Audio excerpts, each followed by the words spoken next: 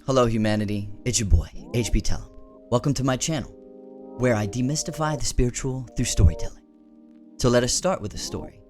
I'd like to take you back, way back, to almost exactly a third of my life ago, the fall of 2011. September 17th, the start of an international movement would spring up in lower Manhattan as protesters gathered for what would soon be known as Occupy Wall Street. October 20th, what began as a string of peaceful protests, which then escalated into all-out war, Muammar Gaddafi is killed, ending the first Libyan civil war. November 18th, Mojang Studios releases the future cultural phenomenon known as Minecraft. But most importantly, on November 26th, East Coast electronic music powerhouses Steez Promo and Ultraworld put on an event in the RFK Stadium parking lot in Washington, D.C. called Fall Massive, and a young HB Tellum would share the stage with his best friend as the DJing duo known in the local rave scene as Bass Red.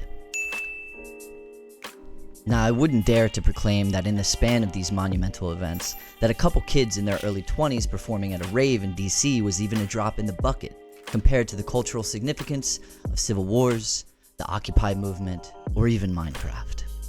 But to a high school dropout who up to that year had no direction and no idea what he wanted to do with his life, this moment of being on stage performing in front of hundreds of people held more significance than any other event in my life up to that point. I had no background in musical composition, no education in music theory, and I didn't know how to play an instrument. But I knew when I heard a song if it was good. I knew what made me want to dance, and I knew what music intrigued and inspired me. I had no day job, and every dime I earned was from getting booked to perform. That whole year, I was obsessed with finding new music from every source I could find, without spending a dime while doing it, because I often didn't have a dime to my name. Throughout the week, I'd be up at odd hours of the night, searching through hundreds of songs on websites from different countries where the only English to be found was on the song titles themselves. I torrented, pirated, ripped, and stole every song that came across my greedy little hands. And I didn't feel a shred of guilt for not acquiring them through the proper channels. We used DJing software called Tractor that showed the waveforms of each song we found. We noticed patterns in song structure that enabled us to blend two different songs on top of each other to create something new and fresh. People on the dance floor would notice a woman singing words they recognized from a popular song matching perfectly on top of the whomps from a dubstep song, a song they never heard and probably never would hear again that some kid in Russia probably made in his bedroom after getting home from high school. I put my heart and soul into every single second of every gig we got booked to perform. We wanted to make people dance, and people in our little bubble in the East Coast rave scene loved us for it. As our venture progressed, the time had come. It was time to make music of our own. We torrented a cracked version of Ableton and opened it up. I looked at all the knobs and grids and felt like I was a man thrust into the cockpit of a spaceship, but I wasn't an astronaut. Imposter syndrome set in, and my shadow came out to play. Self-doubt consumed me. I felt like I had lied to every single person who called me an artist. Every single motion I invoked on the dance floor was a product of my thievery. How dare I take it this far without the qualifications of making something truly original? I crumbled, and I self-destructed this thing I built with my best friend, and we parted ways, very publicly and in humiliating fashion. All was lost, and the dream had died. I gave in fully to the belief that I wasn't truly an artist, and unconsciously decided to go back to being a full-time drug addict. A decade later, after some growing up and a lot of healing, the urge to create came back to me, and it scared the shit out of me. As it took root in my heart, the shame of my failure, the shame of never creating anything of my own was still very much alive inside of me. This shame still makes the thought of opening up Ableton and looking at that cockpit of the spaceship terrifying. I still haven't done it, but I did start doing what I felt capable of doing. I started creating in ways that felt accessible. I started organizing and DJing ecstatic dances. I started making YouTube videos, and on the 4th of July this year, I got introduced to collage on a first date. I'd say I took to collage, but really, collage took to me. I fell in love immediately. What collage asks of the artist engaging in it is a form of perception and selection that I have had my entire life. I had been collaging music since I was in middle school, staying up late with my boombox turned all the way down so my mom didn't catch me and tell me to go to bed. I would cycle through 95.5 WPGC, 93.9 WKYS, and 92Q, waiting for my favorite hip-hop, go-go, and R&B songs to come on, so I could record them on a cassette to make my own mixtapes. In high school, I would download music from Kazaa, LimeWire, and CareShare, obsessively curating the perfect mixes, putting attention and care into the order of the songs so that whoever I showed them to would never want to skip a single track to go to the next. My brain has been wired to utilize my ears to select, rearrange, merge, remix, loop, and freak music for the past 2 decades. So when collage came into my life less than 3 months ago, my eyes have been rewired to do the same. Like I said in the intro, when it comes to creating music, I never learned how to play an instrument. And when it comes to creating visual art, I haven't drawn anything with a pencil and paper since I was drawing Dragon Ball Z characters back in elementary school. So when the urge to create came back to me, I had to start from scratch, with no knowledge and no skills to fall back on.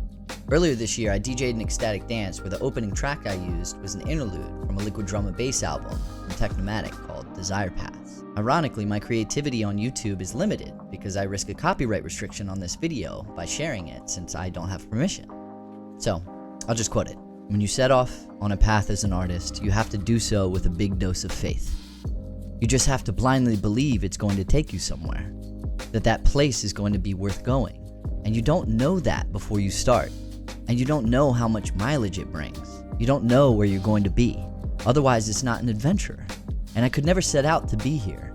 I've gotten here by following the next thing that came along, the next thing that came to my mind, the next step, the thing that seemed obvious, the thing that I felt able to do next. This has been the process of creative recovery for me, creating in ways that were within my reach so that I can feel engaged with the process, which lets what wants to be created come forth. I couldn't hope to sit in front of a blank piece of sheet music and compose a symphony any more than I can sit in front of a canvas and paint photorealistic landscapes. But I do have an ear for what sounds good to me, and an eye for what looks good to me. And I have the creativity and the tools that enable me to arrange other people's art in a way that only I could. I can remix and reimagine the works of others into something that is my own expression. In engaging with what is accessible, the creative spark can turn into a flame. The process itself will stoke passion, and when an idea comes to mind that I don't know how to achieve, I have only that one idea to focus on figuring out. So instead of beating my head against a wall trying to create something from scratch without the skill or the knowledge to fall back on, I have a half-finished collage in front of me that can reveal itself in ideas that percolate in my mind. So many adults suffer from a limiting belief and tell themselves, I'm not the creative type. And there is some imaginary concept of what makes something art. And humans have put the title of artist on a pedestal that is often illusory and pretty much unattainable, even for people who are creating art. So what is it that makes someone an artist? Is it profit? Is it validation? Is it being worthy of comparison to what you would consider real art? And what is art? I'm not going to tackle this from a philosophical standpoint. I'm just going to copy and paste this from Google. Alright, so the expression or application of human creative skill and imagination. I like it. Ding! There it is. See how I left that last part out? Call it collage, baby. Take what you want and throw the rest in the trash. The inspiration for this video was my discomfort around calling myself an artist, my shame in having never learned how to produce music, my thievery of other people's works to repurpose them in my own work. But as this process of creating this video has unfolded, the more I realized I need to make this statement. You are an artist if you create art. And on a deeper level, you are human, therefore you are creative. I don't care if you make simple collages, mix other people's music, or really like drawing stick figures. Draw it, cut it, mix it, beatbox it, write it. Let the part of you that seeks expression out of the dusty, dark closet it's been wasting away in and let it have its day in the sun. Watch it enrich your life and change how you look at life, and change how you look at yourself. Claim it. Tear the word of art and artist off the pedestal and claim it about you as a mantle. And while we're at it, let's take ideas off the pedestal too.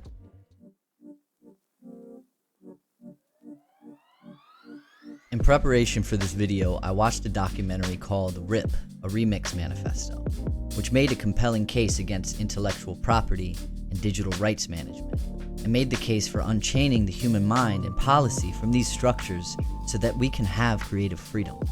The first claim in the manifesto is, culture always builds on the past. I suppose as I began to work on this video, my intention was to share a bit of my story to help people recover their creativity. As I began to look into this, it became something bigger than just my own story. When talking with a friend about the idea for this video, he told me about the enclosure movement in England. The enclosure movement was a push in the 18th and 19th centuries to take land that had formerly been owned in common by all members of a village, or at least available to the public for grazing animals and growing food, and change it to privately owned land, usually with walls, fences, or hedges around. The people resisted this, but the machinations of greed pushed it through to become reality.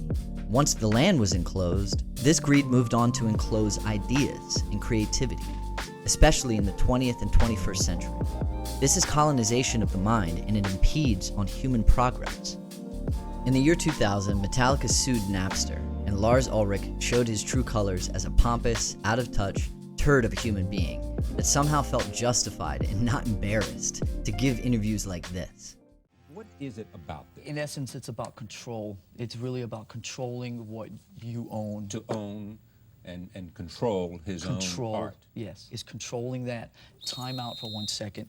Part of what we're trying to do here is make people understand that what they're doing is illegal. For the longest period of time, the industry had controlled technology, and therefore the people were subservient to that technology. This is like the power goes back to the people. Right, and it's definitely been two different worlds. But there's millions of dollars involved in this. If the record company bosses don't take the money, then the internet people are going to somebody's going to profit off this. And if it's not the artist, then you're profiting illegal. It's bulletproof. I mean, All right, it's bulletproof meaning what? That if you're going to do this, you're going to have people like Metallica with very deep pockets who are very tenacious on your back all the time, and whether that's something that you want to continue pursuing, basically. This opened the floodgates for corporations to sue everyday people for downloading music online and bully them into settling out of court for an absurd amount of money. But it goes much deeper than this. Intellectual property and the dissolving of the public domain has been yet another instance of greed eating away at the potential progress of humanity in more than just the arts. Patents on ideas keep scientists and engineers from being able to build upon the work of the people that came before them. First thing you do is research it and see if there's patents for it. And a lot of time, very broad ideas are patented. It is an experimental division, so we keep a notebook, and they want us to propose 3 ideas per year.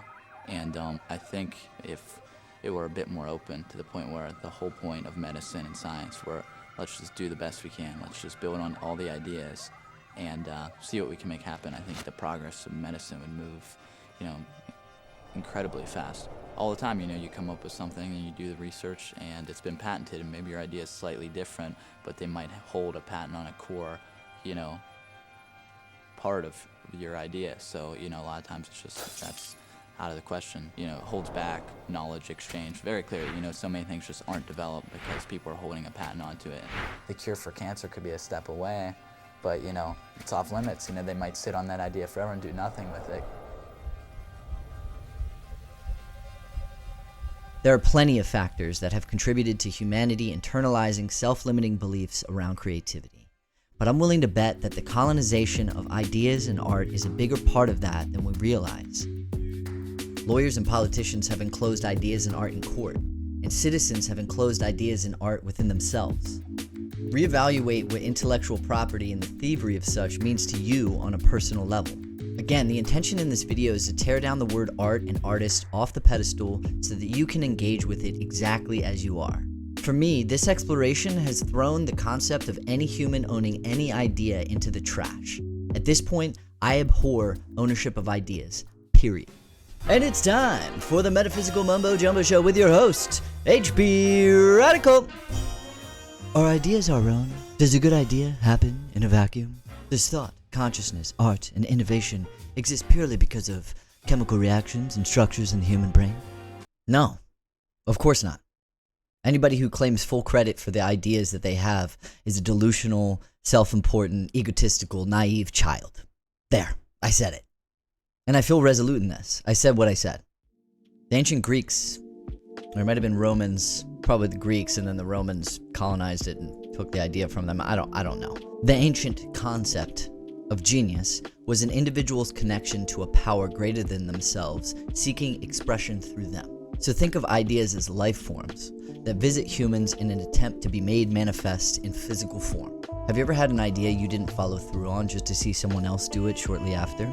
Maybe this is because an idea visited you and didn't find fertile ground to grow on. Many brilliant thinkers and creators will confirm that ideas are not their own. Nikola Tesla credited his invention of the rotating magnetic field to his reciting Faust, his favorite play, while walking in the park at sunset. David Bowie was asked in an interview if he thought he was original, to which he replied, "No, I'm just a tasteful thief." And Steve Jobs said this: It comes down to trying to expose yourself to the best things that humans have done, and then try to bring those things in to what you're doing. I mean, Picasso had a saying, he said, good artists copy, great artists steal. And we have, always been shameless about stealing great ideas. Austin Kleon has an entire book about this concept called Steal Like an Artist, a book that I haven't read yet, a book that I wasn't planning on buying just yet, but then a friend of mine just bought it for me. I think that's what we call synchronicity. Y'all know what time it is. All things are aligned, my child, aligned at all times. And we see that timing of divine alignment when we get to peer into the divine. When that happens, we call it synchronicity. All right. Enough messing around. Let's get back to the video. Brazil has taken this concept of unapologetic idea thievery and given a name to it: Anthropophagia, which literally means cannibalism. In 1928, a Brazilian poet wrote The Cannibalist Manifesto, where they argued that Brazil's history of cannibalizing other cultures was its greatest strength and a way of asserting independence over European colonialism. This idea goes way back in Brazil. In the tribal, pre-colonized culture of Brazil, people would eat their loved ones after they died, and they'd eat their enemies to gain their strength. There's a story that when the first Portuguese bishop arrived in Brazil, the natives were so impressed by the word of God that they ate the bishop to digest the power of the Catholic Church. Humanity needs more artists, whether they do so in a professional capacity or they do so to process emotions and make new connections within themselves. Moreover, humanity just needs more happy people, and making art makes me happy. So maybe it'll make you happy too.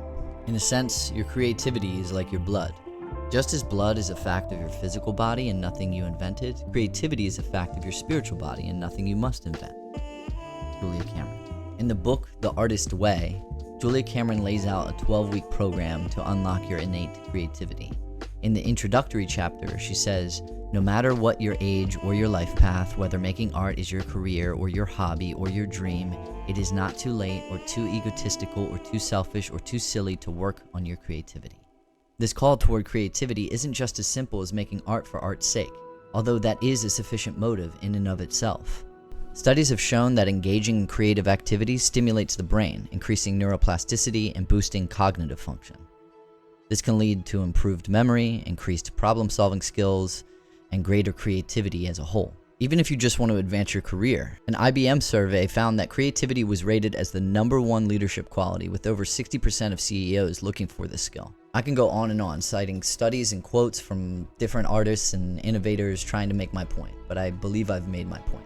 Truly, I just want people to experience what unfolds within themselves if they give themselves permission to be creative. It's something that I can only put into words so well because it's a highly personal experience. The creative drive interfaces with the individual in a way that only they can experience. So be excited for that unfolding. It is a journey you and only you can experience. Find a friend to do the artist's way with, or do it alone. Go to the thrift store and buy some cheap picture books and magazines, grab some scissors and a glue stick and make a collage. Find ideas in the world, consume them, and make them your own. You deserve to express yourself. We deserve to experience your expression so we can have it supplement our own. Tag me on Instagram, show me your work, and I'll share it with others. HPTellem9 on Instagram. I've been talking with a friend about what I want to do here on YouTube. What's my niche? Who is my audience? What is the through line in my work and what I create here? Truthfully, I want to share what matters to me. I want to learn as I create. I want to refine myself as I try to help others. This project, HPTellem on YouTube, has one clear message: hope for humanity. When I see a thing I want to change in the world, I change it within myself. Then I write it out, speak it into a microphone, edit a video that makes sense around it, and do my best to make it engaging and entertaining. I'm just showing up for my purpose, and my purpose is authentic expression. Thanks for watching.